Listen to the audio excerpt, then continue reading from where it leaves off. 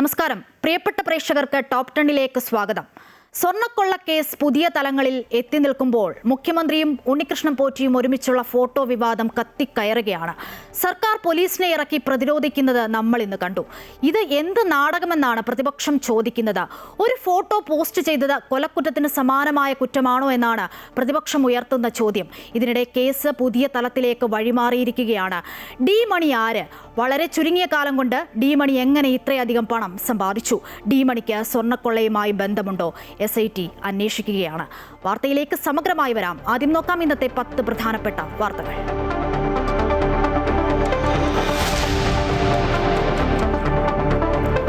സംസ്ഥാനത്തെ ത്രിതല പഞ്ചായത്തുകളിലേക്കുള്ള പ്രസിഡന്റ് തിരഞ്ഞെടുപ്പിൽ നാടകീയ രംഗങ്ങൾ. തൃശൂർ മറ്റത്തൂരിൽ ഓപ്പറേഷൻ താമര. 8 കോൺഗ്രസ് അംഗങ്ങൾ BJPയുമായി ചേർന്ന് അധികാരത്തിലേക്ക്. പാർലം പഞ്ചായത്തിൽ BJPക്ക് അട്ടിമറി ജയം. SDPI പിന്തുണയോടെ വിജയിച്ച 3 പഞ്ചായത്ത് പ്രസിഡന്റുമാരെ സ്ഥാനം രാജിവെച്ചിപ്പിച്ച UDF. 60 വർഷത്തിന് ശേഷം പെരിങ്ങോട്ടുകുറിശി ഭരണം നഷ്ടപ്പെട്ട് കോൺഗ്രസ്. കണ്ണൂരിൽ CPM ജില്ലാ സെക്രട്ടറി KK രാഗേഷിന്റെ പഞ്ചായത്തിൽ LDFന് തിരിച്ചടി.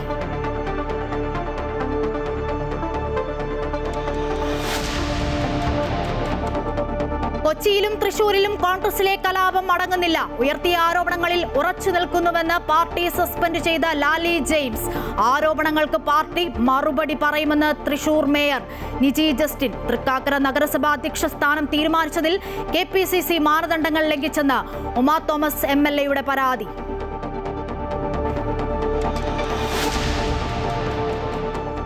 തീവ്ര വോട്ടർ പട്ടിക പരിഷ്കരണത്തിൽ കരട് വോട്ടർ പട്ടികയിൽ നിന്നും ഒഴിവായ അർഹരായവരെ ഉൾപ്പെടുത്താൻ നീക്കവുമായി സംസ്ഥാന സർക്കാർ.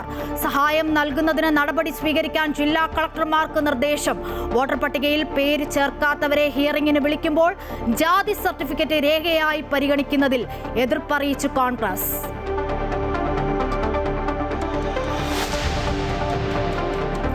ശബരിമല സ്വർണ്ണക്കൊള്ളക്കേസിൽ ഡി മണിയുടെ പങ്കുറപ്പാക്കാൻ SIT വിശദമായി ചോദ്യം ചെയ്യും. മണിയുടെ ബാങ്ക് ഇടപാടുകൾ പരിശോധിക്കും. ചോദ്യം ചെയ്യലിനോട് ഡി മണി സഹകരിക്കുന്നില്ലെന്ന് അന്വേഷണ സംഘം. കേസിൽ രാജ്യാന്തര ലോബിയുടെ പങ്കും അന്വേഷിക്കും.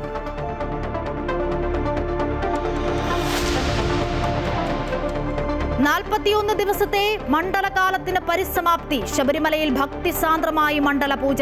ശബരിമലയിൽ റെക്കോർഡ് വരുമാനം ലഭിച്ചത് 332.77 കോടി രൂപ. മകരവിളക്ക് മഹോത്സവത്തിനായി 30-ന് നട തുറക്കും.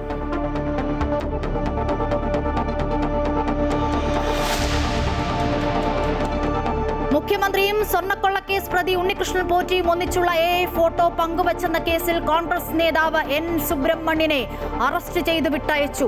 രാഷ്ട്രീയ പകപോക്കലെന്ന് കോൺഗ്രസ്. കോഴിക്കോട് ചേവായൂർ പോലീസ് സ്റ്റേഷന് മുൻപിൽ കോൺഗ്രസിന്റെ പ്രതിഷേധം. മുഖ്യമന്ത്രി കേരളത്തിന് അപമാനമെന്ന് VD Satheesan.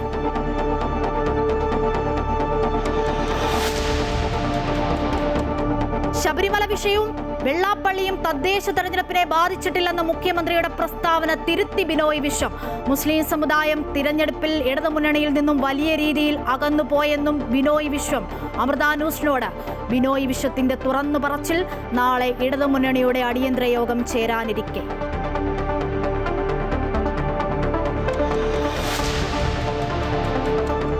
Ashes boxing day ടെസ്റ്റിൽ ഇംഗ്ലണ്ടിന് ജയം. ഓസ്ട്രേലിയയെ തകർത്തത് 4 വിക്കറ്റിന്. പരമ്പരയിൽ ഓസ്ട്രേലിയ 3-1 മുൻപിൽ. ഇന്ത്യ ശ്രീലങ്ക വനിതാ T20 4-ാം മത്സരം നാളെ ഗ്രീൻഫീൽഡ് സ്റ്റേഡിയത്തിൽ.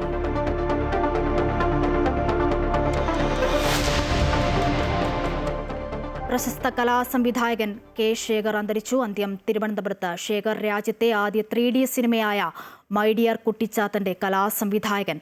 സിനിമാ രംഗത്തെത്തിയത് പടയോട്ടം എന്ന ചിത്രത്തിലൂടെ.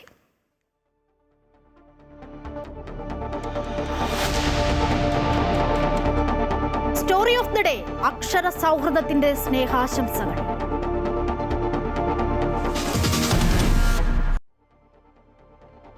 വാർത്തകൾ വിശദമായി നോക്കാം. സംസ്ഥാനത്തെ ത്രിതല പഞ്ചായത്തുകളിലേക്കുള്ള പ്രസിഡന്റ് തിരഞ്ഞെടുപ്പിൽ നാടകീയ രംഗങ്ങളാണ് ഇന്ന് പലയിടത്തും കണ്ടത്. തൃശൂർ മറ്റത്തൂരിൽ ഓപ്പറേഷൻ താമരയാണ് കണ്ടത്. 60 വർഷത്തിന് ശേഷം പെരിങ്ങോട്ടുകുറിശിയിൽ കോൺഗ്രസിന് ഭരണം നഷ്ടപ്പെട്ടിരിക്കുകയാണ്. കോൺഗ്രസിലെ ഗ്രൂപ്പ് പോര് രൂക്ഷമായതിനെ തുടർന്ന് Haripad block panchayat vice president തെരഞ്ഞെടുപ്പ് മാറ്റിവെച്ചു. അങ്ങനെ അടിമുടി പ്രശ്നങ്ങളാണ്. SDPI പിന്തുണയിൽ കോൺഗ്രസിന് ഭരണം ലഭിച്ച ഇടങ്ങളുണ്ട്. എന്നാൽ മറുവശത്ത് SDPI പിന്തുണ കോൺഗ്രസ് നിരസിച്ചപ്പോൾ ഗ്രൂപ്പ് പോര് കാരണം നാവായിക്കുളത്ത് ഭരണം നഷ്ടമായിട്ടുമുണ്ട്. ആദ്യം തിരുവനന്തപുരത്തെയും കൊല്ലത്തെയും പത്തനംതിട്ടയിലെയും റിപ്പോർട്ടിലേക്കാണ് പോകുന്നത്. തിരുവനന്തപുരം ജില്ലാ പഞ്ചായത്തിൽ LDF-ലെ വി പ്രിയദർശിനിയും കൊല്ലത്ത് R ലതാദേവിയും പത്തനംതിട്ടയിൽ UDF-ലെ ദീനാമ റോയിയും ജില്ലാ പഞ്ചായത്ത് പ്രസിഡന്റായി തിരഞ്ഞെടുക്കപ്പെട്ടു. ബന്ധപ്പെട്ട തദ്ദേശ സ്ഥാപനങ്ങളുടെ ചുമതലയുള്ള വരണാധികാരികൾ സത്യപ്രതിജ്ഞയ്ക്ക് നേതൃത്വം നൽകി. SDPI പിന്തുണ ലഭിച്ചതിനെ തുടർന്ന് തിരുവനന്തപുരം പാങ്ങോട്, പത്തനംതിട്ട കോട്ടാങ്ങൽ പഞ്ചായത്തുകളിലെ UDF പ്രസിഡന്റുമാർ രാജിവെച്ചു. LDF-ന് മുൻതൂക്കമുള്ള തിരുവനന്തപുരം ജില്ലാ പഞ്ചായത്തിൽ പ്രസിഡന്റായി കല്ലമ്പലം ഡിവിഷനിൽ നിന്നും വിജയിച്ച വി പ്രിയദർശിനിയാണ് തെരഞ്ഞെടുക്കപ്പെട്ടത്. ആഗ്നസ് റാണി UDF-ന് വേണ്ടി പ്രസിഡന്റ് സ്ഥാനത്തേക്ക് മത്സരിച്ചു. പ്രസിഡന്റായി സ്ഥാനമേറ്റ പ്രിയദർശിനിയെ മന്ത്രി വി ശിവൻകുട്ടി ജില്ലാ പഞ്ചായത്തിലെത്തി അനുമോദിച്ചു. വൈസ് പ്രസിഡന്റായി നാവായിക്കുളം ഡിവിഷനിൽ നിന്നുള്ള BP മുരളിയെയും തെരഞ്ഞെടുത്തു. കഴിഞ്ഞ ഭരണസമിതി തുടങ്ങിവെച്ച പദ്ധതികൾ പൂർത്തിയാക്കേണ്ടതായിട്ടുണ്ട്. ഈ ഒരു സാമ്പത്തിക വർഷം പൂർത്തിയാക്കേണ്ടതായിട്ടുണ്ട്. 3 മാസം മാത്രമാണ് നമുക്കുള്ളത്. പ്രഥമ പരിഗണന ഈ പദ്ധതികളെ തുടങ്ങിവെച്ച പദ്ധതികളെ പൂർത്തിയാക്കുക എന്നുള്ളതായിരിക്കും പുതിയ പ്രഥമമായിട്ടുള്ള പരിഗണന. കൊല്ലം ജില്ലാ പഞ്ചായത്തിൽ ചടയമംഗലം ഡിവിഷനിൽ നിന്നും തെരഞ്ഞെടുക്കപ്പെട്ട CPI പ്രതിനിധി R ലതാദേവിയാണ് പ്രസിഡന്റ്. മന്ത്രി GR അനിലിന്റെ ഭാര്യയും മുൻ MLA-യുമാണ് ഇവർ. പ്രസിഡന്റ് സ്ഥാനം ആദ്യ 2 വർഷം CPI-ക്കും അവസാനം 3 വർഷം CPM-നുമാണ്. തലവൂർ ഡിവിഷൻ അംഗമായ ഡോക്ടർ മീര ടീച്ചറായിരുന്നു UDF-ന് വേണ്ടി എതിരായി മത്സരിച്ചത്. മന്ത്രി GR അനിലിനെ കൂടാതെ മന്ത്രിയായ J ചിഞ്ചുറാണി, മുൻ മന്ത്രി മുല്ലക്കര രത്നാകരൻ തുടങ്ങിയവർ ആശംസകൾ നേർന്നു. പഞ്ചായത്ത് പ്രസിഡന്റുമാരുടെ തെരഞ്ഞെടുപ്പിൽ നിർണായകമായത് വിമത സ്ഥാനാർത്ഥികളുടെ നിലപാടുകളാണ്. UDF അംഗത്തിന്റെ വോട്ട് അസാധുവായതോടെ വെമ്പായം പഞ്ചായത്തിൽ UDF-ന് പ്രസിഡന്റ് സ്ഥാനം നഷ്ടപ്പെട്ടു. ഇവിടെ UDF-നും LDF-നും 8 സീറ്റുകൾ വീതമാണ് ഉണ്ടായിരുന്നത്. LDF-ന്റെ അമിതാ ബാബുവാണ് പ്രസിഡന്റ്. മംഗലപുരത്ത് കോൺഗ്രസ് വിമതൻ ശ്രീചന്ദിനെ പ്രസിഡന്റാക്കി LDF ഭരണം നേടി. അതേസമയം പാങ്ങോട് SDPI-യുടെ പിന്തുണയോടെ പ്രസിഡന്റായ UDF-ലെ S ഗീത രാജിവെച്ചു. SDPI പിന്തുണ വേണ്ടെന്ന നിലപാടിനെ തുടർന്നാണ് രാജി. കൊല്ലം ജില്ലയിലെ മുഖത്തല ബ്ലോക്ക് പഞ്ചായത്ത്, ചിറക്കര, ഉമ്മന്നൂർ ഗ്രാമപഞ്ചായത്തുകളിൽ നറുക്കെടുപ്പിലൂടെയാണ് പ്രസിഡന്റുമാരെ നിർണയിച്ചത്. ചിറക്കരയിൽ UDF-നൊപ്പം ചേർന്ന സ്വതന്ത്ര സ്ഥാനാർത്ഥി ഉല്ലാസ് കൃഷ്ണനാണ് പ്രസിഡന്റായത്. പത്തനംതിട്ട കോട്ടാങ്ങൽ പഞ്ചായത്തിലും SDPI-യുടെ പിന്തുണ നിഷേധിച്ച് UDF പ്രസിഡന്റ് രാജിവെച്ചു. അയിരൂർ പഞ്ചായത്തിൽ BJP-യെ പുറത്താക്കി LDF-ഉം UDF-ഉം ചേർന്ന് സ്വതന്ത്രനായി വിജയിച്ച സുരേഷ് കുഴുവേലിയെ പ്രസിഡന്റായി തെരഞ്ഞെടുത്തു. ഇതോടെ 6 സീറ്റ് നേടി ഏറ്റവും വലിയ ഒറ്റക്കക്ഷിയായിട്ടും BJP പുറത്തായി. പുറമറ്റം പഞ്ചായത്തിൽ UDF വിമതന്റെ പിന്തുണയോടെ LDF ഭരണം നേടി. കവിയൂർ പഞ്ചായത്തിൽ LDF-ലെ സ്വപ്ന അപ്പുക്കുട്ടൻ നറുക്കെടുപ്പിലൂടെ പ്രസിഡന്റായി തെരഞ്ഞെടുക്കപ്പെട്ടു. ഇവിടെ LDF-നും BJP-ക്കും 5 സീറ്റുകൾ വീതമാണ് ഉണ്ടായിരുന്നത്. അതേസമയം LDF വിട്ടുനിന്നതോടെ തിരുവല്ല കുറ്റൂർ പഞ്ചായത്തിൽ BJP അധികാരത്തിലേറി. അമൃത ന്യൂസ്, തിരുവനന്തപുരം.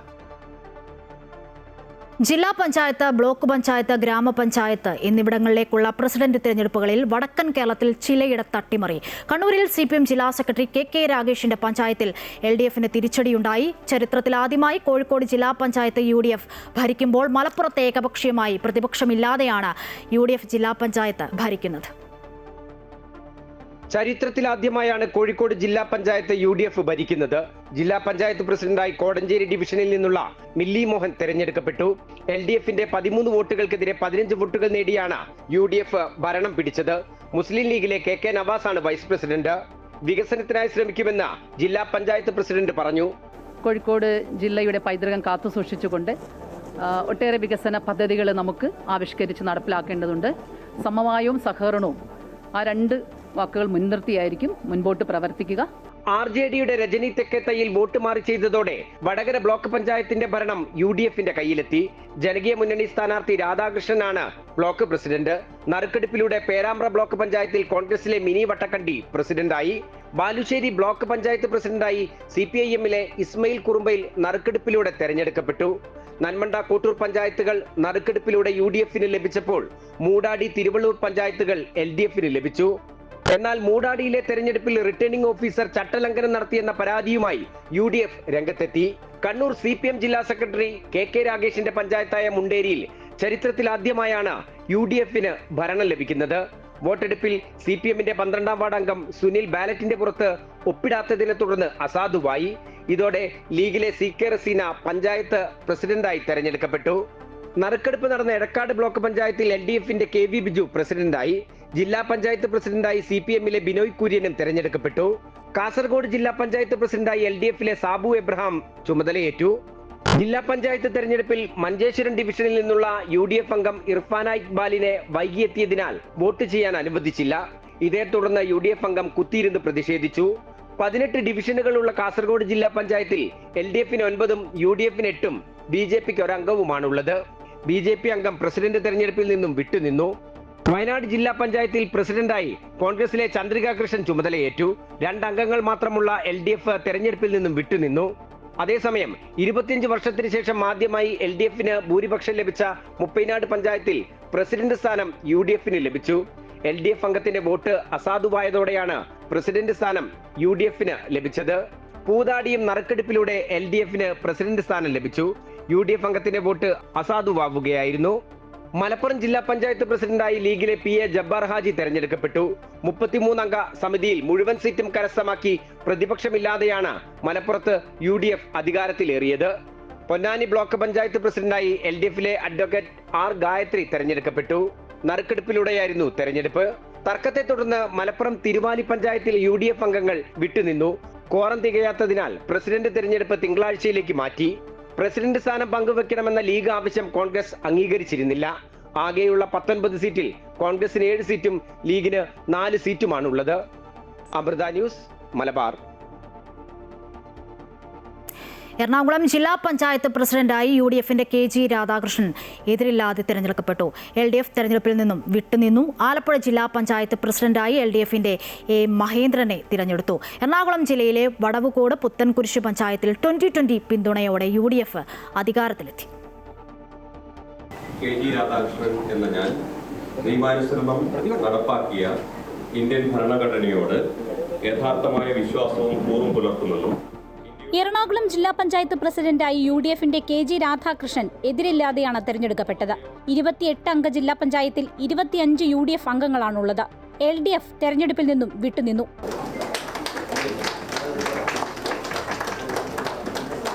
ആലപ്പുഴ ജില്ലാ പഞ്ചായത്ത് പ്രസിഡന്റായി A മഹേന്ദ്രനെ തെരഞ്ഞെടുത്തു.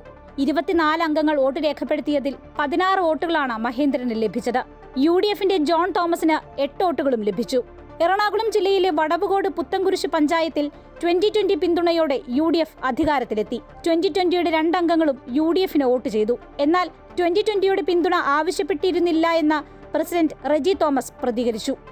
ജനാധിപത്യ ഒരാൾ തെരഞ്ഞെടുപ്പിൽ മത്സരിച്ചു, ഭൂരിപക്ഷം വോട്ട് കിട്ടി, പ്രസിഡന്റ് ആവാനുള്ള സാഹചര്യമുണ്ട്. അങ്ങനെ ആരോടും പ്രത്യേകിച്ച് പിന്തുണയൊന്നും നമ്മൾ ചോദിച്ചിട്ടുണ്ടായിരുന്നില്ല. എല്ലാവരോടും ചോദിച്ചിരുന്നു. ഞാനൊരു മുൻ മെമ്പറായിരുന്നു. വടവുകോട് പുത്തൻകുരിശ് ബ്ലോക്ക് പഞ്ചായത്തിൽ നറുക്കെടുപ്പിലൂടെ LDF അധികാരത്തിലെത്തി. CPMലെ അമൃതയാണ് പ്രസിഡന്റ്. LDFനും UDFനും 5 വീതം അംഗങ്ങളായിരുന്നു ഉണ്ടായിരുന്നത്. 2020 അംഗങ്ങൾ വോട്ടെടുപ്പിൽ നിന്ന് വിട്ടുനിന്നു. ചേന്നമംഗലം പഞ്ചായത്തിൽ സ്വതന്ത്രന്റെ പിന്തുണയോടെ കോൺഗ്രസിലെ PA ഹരിദാസ് പ്രസിഡന്റായി തെരഞ്ഞെടുക്കപ്പെട്ടു. ആലപ്പുഴ പുളിങ്കുന്ന് പഞ്ചായത്തിൽ കോൺഗ്രസ് അംഗം കൂറുമാറി LDFൽ ചേർന്ന് പ്രസിഡന്റായി. 10ാം വാർഡിൽ നിന്നും വിജയിച്ച കോൺഗ്രസ് അംഗം ഔസേപ്പച്ചൻ വെമ്പാടന്തറയാണ് കൂറുമാറിയത്. ആലപ്പുഴ ബ്യൂറോയ്ക്കൊപ്പം അമൃത ന്യൂസ്, കൊച്ചി. കോട്ടയം ജില്ലാ പഞ്ചായത്തിൽ കോൺഗ്രസിലെ ജോഷി ഫിലിപ്പും ഇടുക്കി ജില്ലാ പഞ്ചായത്തിൽ കേരള കോൺഗ്രസിലെ പ്രൊഫസർ ഷീല സ്റ്റീഫനും അധ്യക്ഷ സ്ഥാനത്തേക്ക് തിരഞ്ഞെടുക്കപ്പെട്ടു. ജില്ലാ പഞ്ചായത്ത് പ്രസിഡന്റ് സ്ഥാനത്തേക്ക് ഇരുവരുടെയും 2ാം ഊഴമാണ്. കോട്ടയം കുമരകം പഞ്ചായത്തിൽ BJP പിന്തുണയോടെ UDF സ്വതന്ത്രൻ പ്രസിഡന്റായി. ഇടുക്കി ജില്ലയിൽ 4 പഞ്ചായത്തുകളിൽ നറുക്കെടുപ്പിലൂടെയാണ് പ്രസിഡന്റുമാരെ തിരഞ്ഞെടുത്തത്. 23 അംഗങ്ങളുള്ള കോട്ടയം ജില്ലാ പഞ്ചായത്തിൽ 16 വോട്ടുകൾ നേടിയാണ് കോൺഗ്രസിലെ ജോഷി ഫിലിപ്പ് പ്രസിഡന്റായി തെരഞ്ഞെടുക്കപ്പെട്ടത്. ഇടതുപക്ഷത്തിനു വേണ്ടി മത്സരിച്ച കേരള കോൺഗ്രസ് എമ്മിലെ പെണ്ണമ്മ ജോസഫിന് 7 വോട്ടുകളും ലഭിച്ചു. 2015 ജില്ലാ പഞ്ചായത്ത് ഭരണസമിതിയിൽ ആദ്യ ടൈമിൽ ജോഷി ഫിലിപ്പ് അധ്യക്ഷനായിരുന്നു. മുൻ DCC പ്രസിഡന്റും നിലവിൽ KPCC ജനറൽ സെക്രട്ടറിയുമാണ് വാകത്താനം സ്വദേശിയായ ജോഷി. ഇടുക്കി ജില്ലാ പഞ്ചായത്ത് പ്രസിഡന്റായി തെരഞ്ഞെടുക്കപ്പെട്ട പ്രൊഫസർ ഷീല സ്റ്റീഫൻ 1995 ജില്ലാ പഞ്ചായത്തിന്റെ പ്രഥമ പ്രസിഡന്റായിരുന്നു. നിലവിൽ കേരള കോൺഗ്രസ് ഉന്നതാധികാര സമിതി അംഗവും വനിതാ കോൺഗ്രസ് സംസ്ഥാന പ്രസിഡന്റുമാണ്. ഇടുക്കി ജില്ലയിൽ ഇടതു വലതു മുന്നണികൾക്ക് അംഗങ്ങൾ തുല്യമായ 4 പഞ്ചായത്തുകളിൽ നറുക്കെടുപ്പിലൂടെ പ്രസിഡന്റുമാരെ തെരഞ്ഞെടുത്തു. 3 LDFനും 1 UDFനും പ്രസിഡന്റ് സ്ഥാനം ലഭിച്ചു. കുമരകം പഞ്ചായത്തിൽ BJP അംഗങ്ങൾക്കൊപ്പം ഭാഗ്യവും പിന്തുണച്ചപ്പോൾ UDF സ്വതന്ത്രൻ പ്രസിഡന്റായി. 2ാം വാർഡിൽ നിന്നും വിജയിച്ച AP ഗോപിയാണ് പ്രസിഡന്റായി തെരഞ്ഞെടുക്കപ്പെട്ടത്. LDF UDF സ്ഥാനാർത്ഥികൾക്ക് ലഭിച്ച വോട്ടുകൾ തുല്യമായതിനെ തുടർന്ന് നറുക്കെടുപ്പിലൂടെയാണ് ഗോപി പ്രസിഡന്റായി തെരഞ്ഞെടുക്കപ്പെട്ടത്. അതേസമയം കുമരകം ഗ്രാമപഞ്ചായത്തിൽ പാർട്ടി വിപ്പ് ലംഘിച്ച ജനപ്രതിനിധികൾക്കെതിരെ നിയമപരമായും സംഘടനാപരമായും നടപടികൾ സ്വീകരിക്കുമെന്ന് പാർട്ടി വെസ്റ്റ് ജില്ലാ പ്രസിഡന്റ് ലിജിൻ ലാൽ അറിയിച്ചു. എരുമേലി പഞ്ചായത്തിൽ ക്വാറം തികയാത്തതിനാൽ പ്രസിഡന്റ് തെരഞ്ഞെടുപ്പ് മാറ്റിവെച്ചു. പട്ടികവർഗ സംവരണമായ പ്രസിഡന്റ് സ്ഥാനത്തേക്ക് സ്ഥാനാർത്ഥി ഇല്ലാത്തതിനെ തുടർന്ന് UDF വിട്ടുനിന്നതാണ് കാരണം. ഈ മാസം 29-ന് രാവിലെ വീണ്ടും പ്രസിഡന്റ് തെരഞ്ഞെടുപ്പ് നടക്കും. ഇടുക്കി ബ്യൂറോയ്ക്കൊപ്പം അമൃത ന്യൂസ്, കോട്ടയം. തൃശൂർ ജില്ലാ പഞ്ചായത്ത് പ്രസിഡന്റായി മേരി തോമസ് തിരഞ്ഞെടുക്കപ്പെട്ടു. ജില്ലാ പഞ്ചായത്ത് കോൺഫറൻസ് ഹാളിൽ നടന്ന തിരഞ്ഞെടുപ്പിൽ ആകെ പോൾ ചെയ്ത 30 വോട്ടിൽ 21 നേടിയാണ് മേരി തോമസ് പ്രസിഡന്റ് സ്ഥാനത്ത് എത്തിയത്. അതേസമയം മറ്റത്തൂരിൽ 8 കോൺഗ്രസ് മെമ്പർമാർ കൂട്ടത്തോടെ രാജിവെച്ചു. ആകെയുള്ള 8 കോൺഗ്രസ് മെമ്പർമാരും രാജിവെച്ച് BJPയുമായി ചേർന്ന് സഖ്യമുണ്ടാക്കി.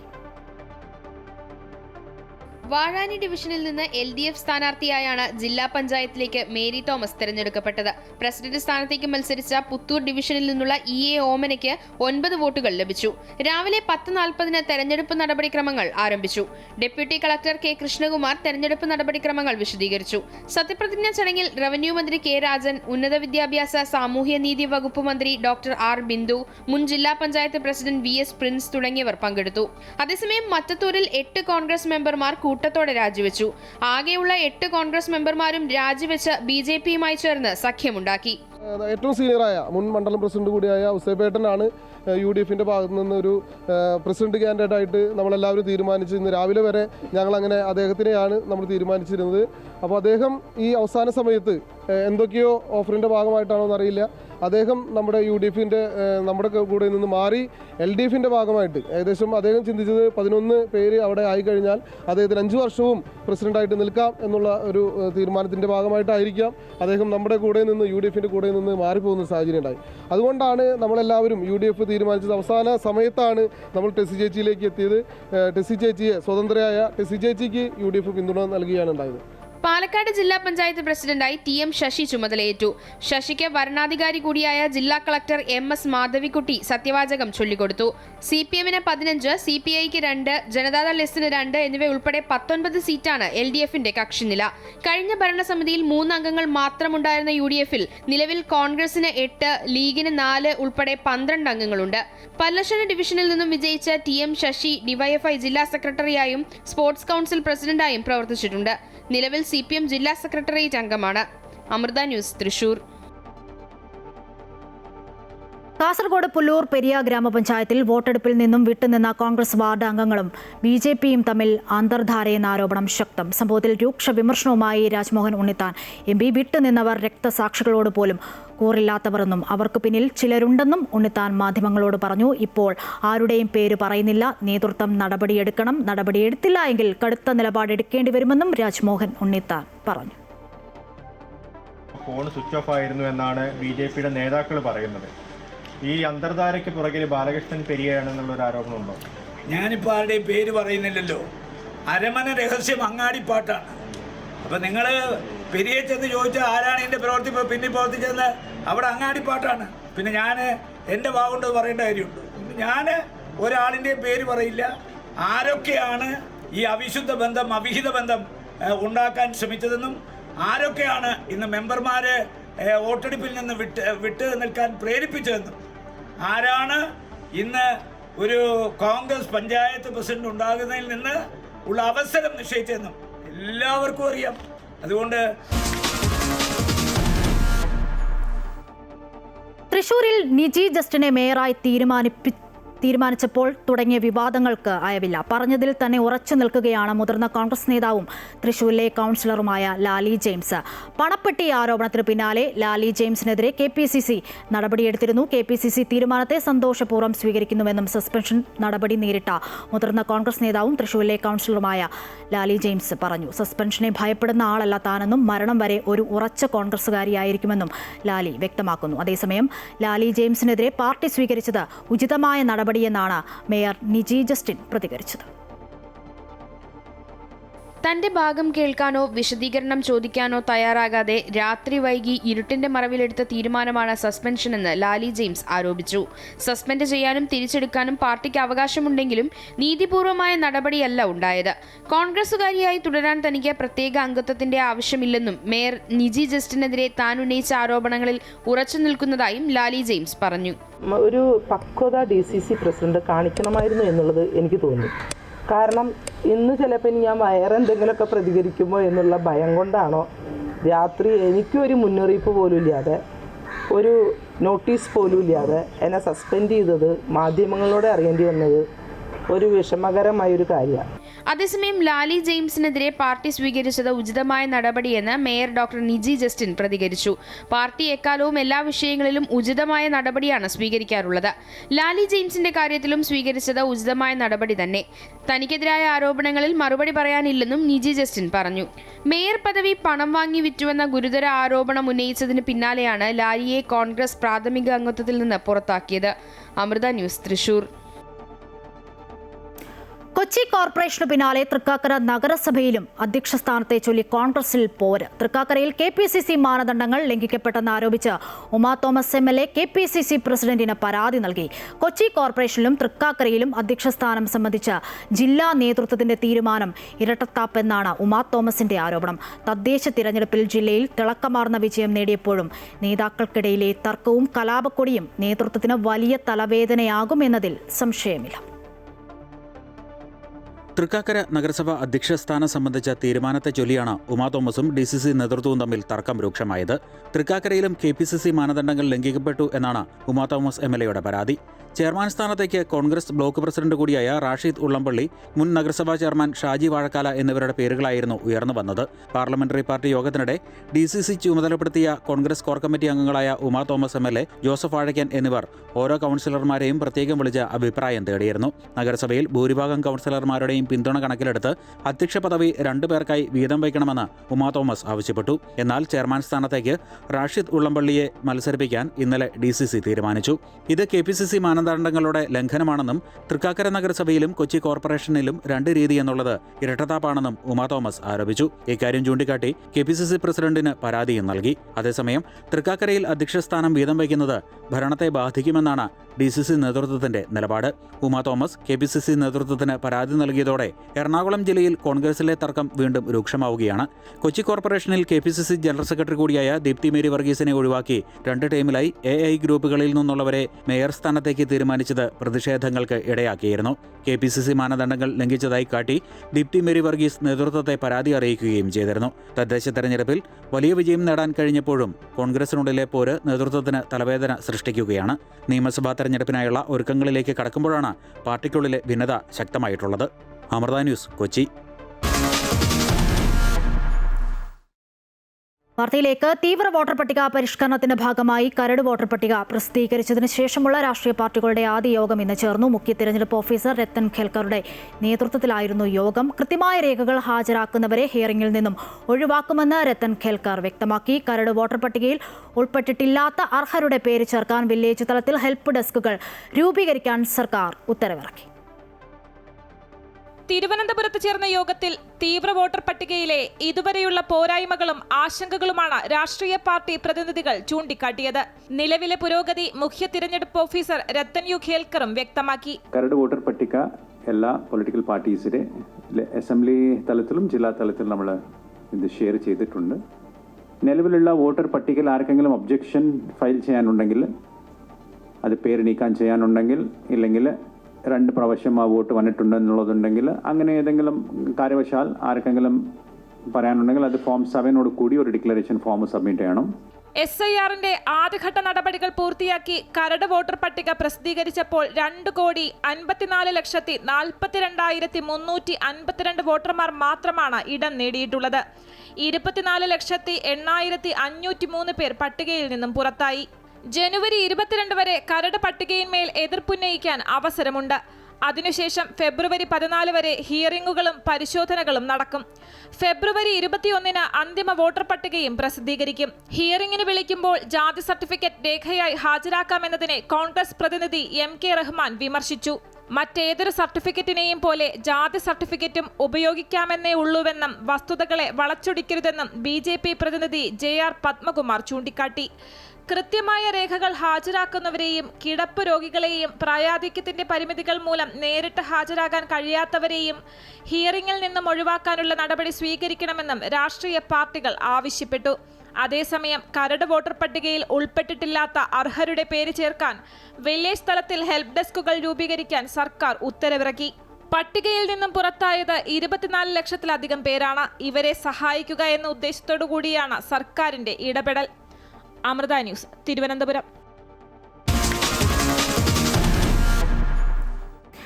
ശബരിമല സ്വർണ്ണക്കൊള്ളയ്ക്ക് പിന്നിലെ രാജ്യാന്തര ലോബിയുടെ പങ്ക് അന്വേഷിക്കാൻ ഒരുങ്ങിയ SIT സ്വർണ്ണക്കടത്തിലെ പ്രധാനി എന്ന് സംശയിക്കുന്ന ഡി മണിയെ വീണ്ടും ചോദ്യം ചെയ്യും. മണിയുടെ ബാങ്ക് ഇടപാടുകളും SIT പരിശോധിക്കും. ചുരുങ്ങിയ കാലയളവിനുള്ളിൽ ഡി മണി എങ്ങനെ ഇത്രയധികം പണം സമ്പാദിച്ചു എന്നതടക്കം SIT അന്വേഷിക്കും.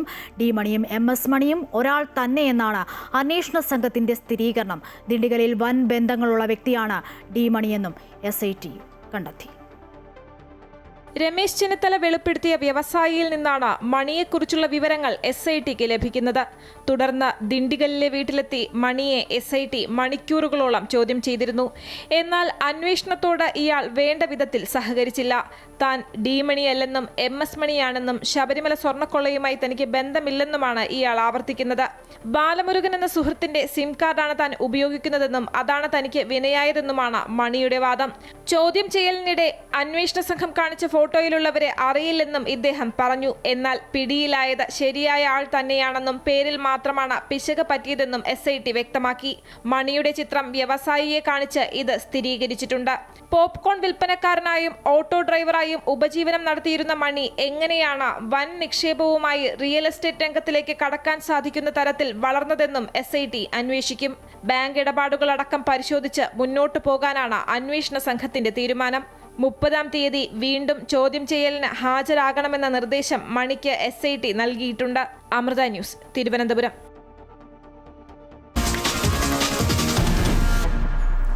Sharanamritam powered by Dhanalakshmi Bank, banking on relationships forever. Swamiye Sharanamaiyyappo. ശബരിമലയിൽ മണ്ഡലകാല സീസണിലെ വരുമാനം 332 കോടി രൂപയിലെത്തി. കഴിഞ്ഞ വർഷത്തേക്കാൾ 35 കോടി 70 ലക്ഷം രൂപയുടെ വർധനവാണ് ഇത്തവണ ഉണ്ടായത്. ഇതുവരെ 30,56,000 പേർ ദർശനം നടത്തി. ഭക്തർക്ക് സുഗമമായ ദർശനം നടത്തുന്നതിൽ തുടക്കത്തിലുണ്ടായ ചില പാളിച്ചകൾ തുടർന്നുള്ള ദിവസങ്ങളിൽ പരിഹരിച്ചുകൊണ്ടാണ് ഈ മണ്ഡലകാലം പൂർത്തിയാകുന്നത്. ശബരിമല സന്നിധാനത്ത് നിന്നും സുധീഷ് വിവരങ്ങൾ നൽകും. സുധീഷ്, ഭക്തിസാന്ദ്രമായ ഒരു മണ്ഡലകാലമാണ് കടന്നുപോകുന്നത്. 41 ദിവസത്തെ തീർത്ഥാടനം പൂർത്തിയാക്കി. ശബരിമലയിൽ മണ്ഡലപൂജയ്ക്ക് പരിസമാപ്തി ആകുന്നു. ഇന്ന് ഹരിവരാസനം പാടി നടയടച്ചു.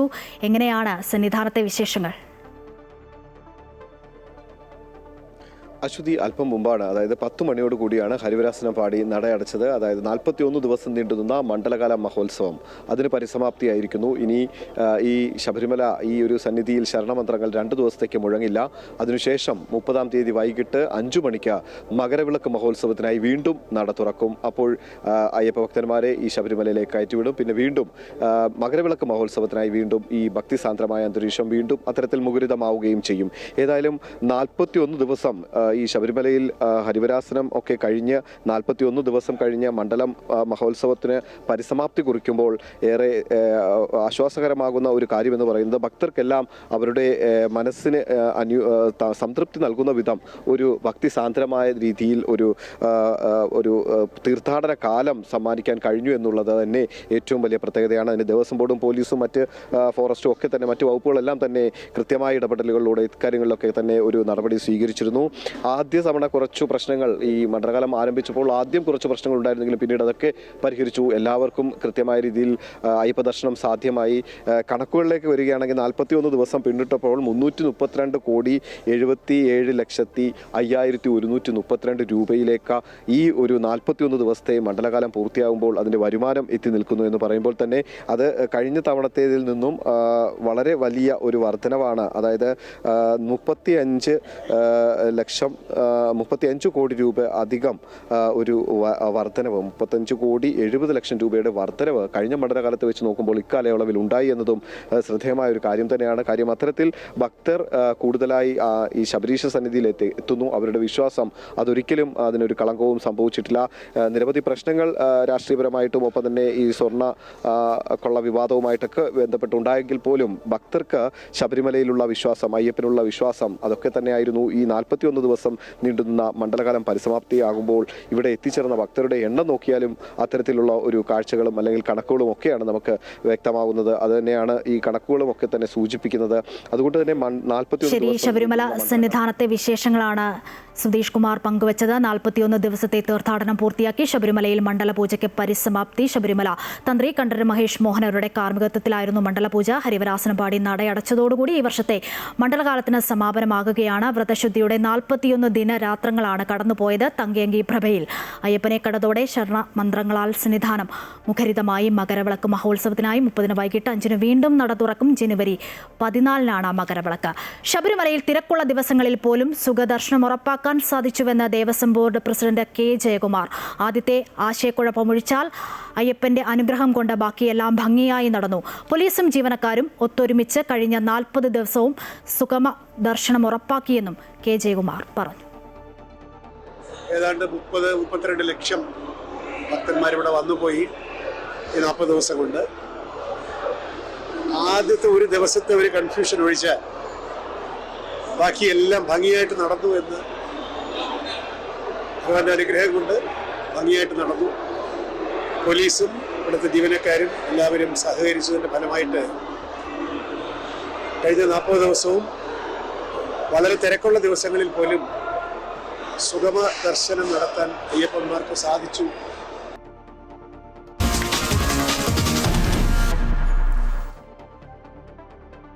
ശബരിമല സ്വർണ്ണക്കൊള്ളക്കേസിലെ 1-ാം പ്രതി ഉണ്ണികൃഷ്ണൻ പോറ്റി ഒരു ആംബുലൻസ് ഫ്ളാഗ് ഓഫ് ചടങ്ങിൽ മുഖ്യമന്ത്രിയുമായി ചേർന്ന് നിൽക്കുന്ന ഫോട്ടോ പ്രചരിച്ചതിൽ തുടങ്ങിയ രാഷ്ട്രീയ വിവാദം പല തലത്തിലേക്ക് മാറിമറിയുന്നു. മുഖ്യമന്ത്രിയും ഉണ്ണികൃഷ്ണൻ പോറ്റിയും തമ്മിലുള്ള ചിത്രം സമൂഹ മാധ്യമത്തിൽ പങ്കുവച്ചതിന് KPCC രാഷ്ട്രീയകാര്യ സമിതി അംഗമായ N സുബ്രഹ്മണ്യനെ പോലീസ് ഇന്ന് അറസ്റ്റ് ചെയ്ത് പിന്നീട് ജാമ്യത്തിൽ വിട്ടു. ജാമ്യം ലഭിക്കാവുന്ന കേസിൽ വലിയ തരത്തിലുള്ള വിചിത്ര നടപടികളാണ് ഇന്നുണ്ടായത്. വീട് വളഞ്ഞ സുബ്രഹ്മണ്യത്തെ കസ്റ്റഡിയിലെടുക്കുന്നു, ഫോൺ പിടിച്ചുവെക്കുന്നു. പിന്നീട് കണ്ടത് നാടകീയ രംഗങ്ങൾ. പോലീസിനെ ആരോ നിയന്ത്രിക്കുന്നുണ്ട് എന്നാണ് സുബ്രഹ്മണ്യത്തിന്റെ ആരോപണം. പോലീസ് നടപടിക്ക് പിന്നാലെ കോഴിക്കോട് ചേവായൂർ പോലീസ് സ്റ്റേഷന് മുൻപിൽ കോൺഗ്രസിന്റെ വലിയ പ്രതിഷേധമാണ് പിന്നീട് കണ്ടത്. സർക്കാരും പോലീസും ചെയ്തത് ശരിയായ രീതിയല്ലെന്നും വിരട്ടാൻ നോക്കേണ്ട എന്നുമാണ് കോൺഗ്രസ് പറഞ്ഞത്. ശബരിമല സ്വർണ്ണക്കൊള്ള കേസിലെ മുഖ്യപ്രതി ഉണ്ണികൃഷ്ണൻ പോറ്റിയും മുഖ്യമന്ത്രി പിണറായി വിജയനും ഒന്നിച്ചുള്ള ചിത്രം സമൂഹ മാധ്യമങ്ങളിൽ പങ്കുവച്ചതിന് N സുബ്രഹ്മണ്യനെതിരെ സ്വമേധയാണ് ചേവായൂർ പോലീസ് കേസെടുത്തത്. കലാപാഹ്വാനം ഉൾപ്പെടെയുള്ള വകുപ്പുകൾ ചുമത്തിയായിരുന്നു കേസ്. പോലീസ് കേസ് രജിസ്റ്റർ ചെയ്തിട്ടും പോസ്റ്റ് ഒഴിവാക്കാൻ സുബ്രഹ്മണ്യൻ തയ്യാറായിരുന്നില്ല. ചോദ്യം ചെയ്യാൻ വിളിപ്പിച്ചിട്ടും സുബ്രഹ്മണ്യൻ പോലീസ് സ്റ്റേഷനിലെത്തിയില്ല. ഇതിനെ തുടർന്നാണ് ഇന്ന് രാവിലെ മുതിർന്ന കോൺഗ്രസ് നേതാവായ N സുബ്രഹ്മണ്യനെ ചെത്തുകടവിലെ വീട്ടിൽ വെച്ച് പോലീസ് കസ്റ്റഡിയിലെടുത്തത്. സംഭവം അറിഞ്ഞ് സംഘടിച്ചെത്തിയ കോൺഗ്രസ് പ്രവർത്തകർ ചേവായൂർ പോലീസ് സ്റ്റേഷൻ ഉപരോധിച്ചു. അറസ്റ്റ് രേഖപ്പെടുത്തി വിശദമായ മൊഴിയെടുത്ത ശേഷം അദ്ദേഹത്തെ സ്റ്റേഷൻ ജാമ്യത്തിൽ വിട്ടു. മുഖ്യമന്ത്രി നിൽക്കുന്ന ഒരു പടം ഷെയർ ചെയ്തത് കൊണ്ടാണ് എനിക്കെതിരെ കേസ്. അതേ പടം ഷെയർ ചെയ്ത BJP സംസ്ഥാന പ്രസിഡന്റ് രാജീവ് ചന്ദ്രശേഖരനെതിരെ കേസില്ല, അറസ്റ്റില്ല. എന്നെ രാവിലെ പ്രാതൽ പോലും കഴിക്കാൻ അനുവദിക്കാതെയാണ് പോലീസ് കസ്റ്റഡിയിലെടുത്തത്. BJP നേതാക്കൾ ഉൾപ്പെടെ ചിത്രങ്ങൾ പങ്കുവച്ചെങ്കിലും സുബ്രഹ്മണ്യനെതിരെ മാത്രം കേസെടുത്തത് രാഷ്ട്രീയ പ്രേരിതമെന്നാണ് കോൺഗ്രസ് നേതൃത്വത്തിന്റെ ആരോപണം. അമൃത ന്യൂസ്, കോഴിക്കോട്. മുഖ്യമന്ത്രി പിണറായി വിജയൻ കേരളത്തിന് അപമാനമെന്ന് പ്രതിപക്ഷ നേതാവ് വി ഡി സതീശൻ. മുഖ്യമന്ത്രി ഏകാധിപതി ചമയുന്നു. ആരെയാണ് ഭയപ്പെടുത്തുന്നതെന്നും കേസെടുത്ത് പേടിപ്പിക്കാൻ നോക്കേണ്ട എന്നും വി ഡി സതീശൻ പറഞ്ഞു. ജനങ്ങൾ നൽകിയ താക്കീത് ഇനിയും തിരിച്ചറിഞ്ഞില്ലേ എന്നും പ്രതിപക്ഷ നേതാവിന്റെ ചോദ്യം. വീട് വളഞ്ഞ് അറസ്റ്റ് ചെയ്യാൻ കൊലക്കേസിലെ പ്രതിയാണോ സുബ്രഹ്മണ്യനെന്ന് ACC general secretary KC Venugopal MPയും ചോദിച്ചു. കേന്ദ്ര സർക്കാരിന്റെ കാർബൺ പതിപ്പാണ് സംസ്ഥാന സർക്കാരെന്നും വിമർശനം. കടകംപള്ളിയും പോറ്റിയുമായുള്ള പുതിയ ചിത്രത്തിൽ മുഖ്യമന്ത്രി മറുപടി പറയണമെന്നും KC വേണുഗോപാൽ പ്രതികരിച്ചു. N സുബ്രഹ്മണ്യത്തിനെതിരായ കേസ് രാഷ്ട്രീയ പകപോക്കലെന്നാണ് മുതിർന്ന കോൺഗ്രസ് നേതാവ് രമേശ് ചെന്നിത്തല പ്രതികരിച്ചത്. എന്തുകൊണ്ട് സമാന ഫോട്ടോ ഇട്ട BJP സംസ്ഥാന പ്രസിഡന്റിനെതിരെ കേസെടുക്കുന്നില്ല എന്നും ചെന്നിത്തല ചോദിച്ചു. പ്രതികരണങ്ങൾ നോക്കാം. മിസ്റ്റർ പിണറായി വിജയൻ, നിങ്ങൾ ആരെയാണ് ഭയപ്പെടുത്തുന്നത്? നിങ്ങൾ ഞങ്ങളെ പേടിപ്പിക്കാൻ നോക്കുകയാണോ? നിങ്ങളുടെ അവസാനത്തെ കാലഘട്ടമാണിത്. നിങ്ങളുടെ ഭരണത്തിന്റെ അതിന്റെ അഹങ്കാരമാണ് നിങ്ങൾ കാണിക്കുന്നത്. സോഷ്യൽ മീഡിയയിൽ മുഖ്യമന്ത്രിയുടെ പടം ഇട്ടു എന്ന് പറഞ്ഞുകൊണ്ട് കേസെടുക്കുക, അറസ്റ്റ് ചെയ്യുക, പോലീസ് സ്റ്റേഷനിൽ കൊണ്ടുപോവുക, ക്രിമിനലുകളെ അറസ്റ്റ് ചെയ്യുന്നത് പോലെ. എന്തൊരു നാണക്കേടാണ് കേരളത്തിന്. നിങ്ങളെപ്പോലെ ഒരു മുഖ്യമന്ത്രി, ഈ പിണറായി വിജയനെ പോലെ ഒരു മുഖ്യമന്ത്രി ഒരു സോഷ്യൽ മീഡിയയിൽ ഒരു പ്രചരണം നടത്തിയതിന് ഒരു മുതിർന്ന നേതാവിനെ അറസ്റ്റ് ചെയ്ത് പോലീസ് സ്റ്റേഷനിൽ കൊണ്ടുപോകാൻ നിങ്ങൾ അപമാനമാണ് കേരളത്തിൽ. മിസ്റ്റർ പിണറായി വിജയൻ, അപമാനമാണ്. ഒരാൾക്കും വിമർശിക്കാൻ പറ്റാത്ത ഒരാളായിട്ട് അദ്ദേഹം മാറിയിരിക്കുകയാണ്. നിയമത്തിന്റെ വഴിക്ക് പോകുന്നതിന് ആരും എതിരല്ല. ഈ ഒരു കേസിൽ അദ്ദേഹത്തിൻ്റെ വീട് വളഞ്ഞിട്ട് നിങ്ങൾ അറസ്റ്റ് ചെയ്ത രീതി കണ്ടാൽ സുബ്രഹ്മണ്യൻ്റെ വീട് വളഞ്ഞ് പിടിച്ചിട്ട് ഏതോ വലിയ കൊലക്കേസിലെയോ അല്ലെങ്കിൽ കൊള്ള നടത്തിയ ആളുടെ വീട് പോലെ വളഞ്ഞു പിടിച്ച് നിൽക്കാൻ എന്താണ് ഉദ്ദേശിക്കുന്നത്? ഇത്ര ഒരു കാട്ടാളത്തെ സംസ്കാരം ഇത് വിടുന്ന് കിട്ടിയതാണ്. ഏത് കമ്മ്യൂണിസ്റ്റ് ശൈലിയാണിത്? കേരളത്തിന്റെ മുഖ്യമന്ത്രിക്കെതിരെ ആരും സംസാരിച്ചുകൂടാ, ആരും പോസ്റ്റ് ഇട്ടുകൂടാ. അദ്ദേഹത്തിനെതിരെ ആരും പോസ്റ്റ് ഇട്ട് എത്രയോ സർക്കാർ ജീവനക്കാരെ സർവീസിൽ സസ്പെൻഡ് ചെയ്തു. എന്തെല്ലാം പ്രതികാര നടപടികൾ സ്വീകരിക്കുന്നു. കേരളത്തിലെ മുഖ്യമന്ത്രി പിണറായി വിജയൻ എന്താ സ്റ്റാലിനാണോ? ശബരിമലയിലെ സ്വർണ്ണക്കൊള്ളയുമായി ബന്ധപ്പെട്ട കാര്യങ്ങൾ വഴിമാറ്റാനാണ്, ശ്രദ്ധ തിരിക്കാനാണ് ഇപ്പോൾ ഈ അറസ്റ്റും മറ്റു കാര്യങ്ങൾ നടക്കുന്നത്. മുഖ്യമന്ത്രി സൈബർ ഗുണ്ടയുടെ നിലവാരത്തിലേക്ക് താഴ്ന്നുവെന്ന് RSP നേതാവ് ഷിബു ബേബി ജോൺ. ഉണ്ണികൃഷ്ണൻ പോറ്റിയും മുൻ ദേവസ്വം മന്ത്രി കടകംപള്ളി സുരേന്ദ്രനും ഒരുമിച്ചുള്ള ഫോട്ടോ തന്റെ കയ്യിൽ കിട്ടിയിട്ട് 2 മാസമായി. പോറ്റി സോണിയാഗാന്ധിയെ കണ്ടതിൽ മുഖ്യമന്ത്രിക്ക് സംശയം തോന്നിയെങ്കിൽ ഒന്നാം പ്രതിയും മന്ത്രിയും പോലീസും എന്ത് ചർച്ച ചെയ്തു എന്നത് അന്വേഷിക്കണം. ചിത്രത്തിലുള്ള 3 പേരും എന്തിനാണ്, എവിടെയാണ് ഒത്തുകൂടിയതെന്ന് വ്യക്തമാക്കണമെന്നും ഷിബു ബേബി ജോൺ ആവശ്യപ്പെട്ടു. സോണിയാഗാന്ധി ഉണ്ണികൃഷ്ണൻ പോറ്റി വിവാദത്തിൽ പ്രതികരിച്ച് മുതിർന്ന കോൺഗ്രസ് നേതാവ് PJ കുര്യൻ. സോണിയാഗാന്ധിയെ കാണാൻ അപ്പോയിന്റ്മെന്റ് ചോദിച്ചാൽ ആർക്കും കാണാൻ പറ്റും. പ്രതിയാണെന്ന് അറിഞ്ഞിട്ടാണോ കൊണ്ടുപോയതെന്ന് കൊണ്ടുപോയവർ പറയട്ടെയെന്നും PJ കുര്യൻ പറഞ്ഞു.